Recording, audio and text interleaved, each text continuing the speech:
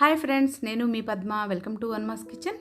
ఈరోజు వన్మాస్ కిచెన్లో ఎంతో హెల్దీ రెసిపీ అయిన షెజ్వాన్ మష్రూమ్ సూప్ని ఎలా తయారు చేసుకోవాలో చూసేద్దాం.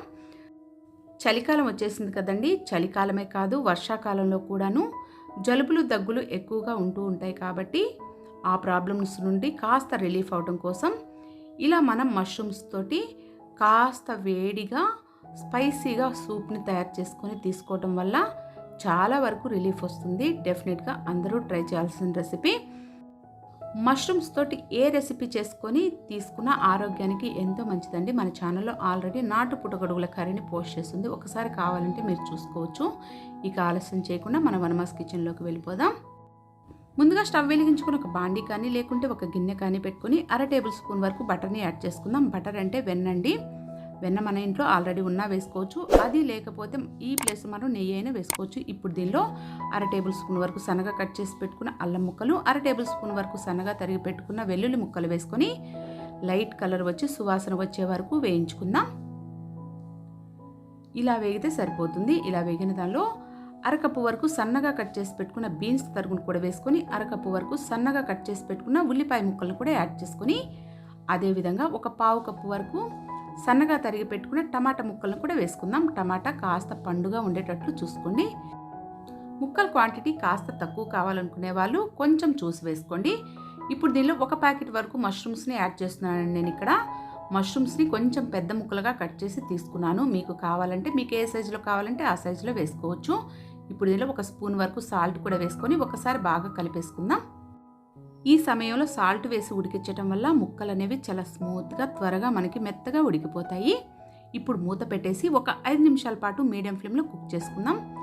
మష్రూమ్స్లో వాటర్ ఉంటాయి కాబట్టి ఆ వాటర్ మొత్తం మనకి రిలీజ్ అయిపోయి ఈ ముక్కలన్నీ మనకి డ్రైగా తయారవ్వాలండి.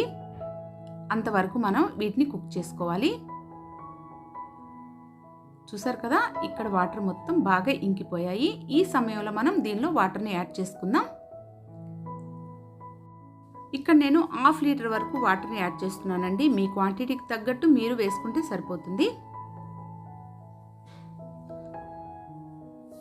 వాటర్ కూడా వేసుకున్న తర్వాత ఒకసారి బాగా కలిపేసుకొని మూత పెట్టేసి హై ఫ్లేమ్లో ఒక 3 లేక 4 నిమిషాల పాటు ఉడికిద్దాం. ఇలా ఒక 4 నిమిషాల పాటు బాగా మరిగిస్తే దీనిలో ఉన్న స్పైసెస్ మొత్తం వాటర్లోకి దిగిపోయి చక్కగా గుమగుమలాడుతూ మనకి మంచి ఫ్లేవర్స్తో సూప్ రెడీ అయి ఉంటుంది. ఇప్పుడు దీనిలో 1/2 టేబుల్ స్పూన్ వరకు వెనిగర్, 1/2 టేబుల్ స్పూన్ వరకు సోయా సాస్ని వేసుకొని ఒకసారి కలిపేసుకుందాం. ఇప్పుడే కొత్తగా మా ఛానల్ చూస్తున్న వాళ్ళైతే మా వన్మాస్ కిచెన్ ఛానల్ని తప్పకుండా సబ్స్క్రైబ్ చేసుకోండి. ఇప్పుడు ఒకసారి కలిపేసుకున్న తర్వాత 1/2 టేబుల్ స్పూన్ వరకు మిరియాల పొడిని వేసుకుందాం. ఇప్పుడు దీనిలో 1 స్పూన్ వరకు చిల్లీ ఫ్లేక్స్ని యాడ్ చేసుకుందాం. ఇవి లేకపోతే మీ దగ్గర ఎండుమిర్చి తీసుకొని మిక్సీ జార్లో కాస్త రఫ్గా మిక్సీ పెట్టుకుంటే చిల్లీ ఫ్లేక్స్ రెడీ అయిపోతాయి. అవి యూజ్ చేసుకోవచ్చు.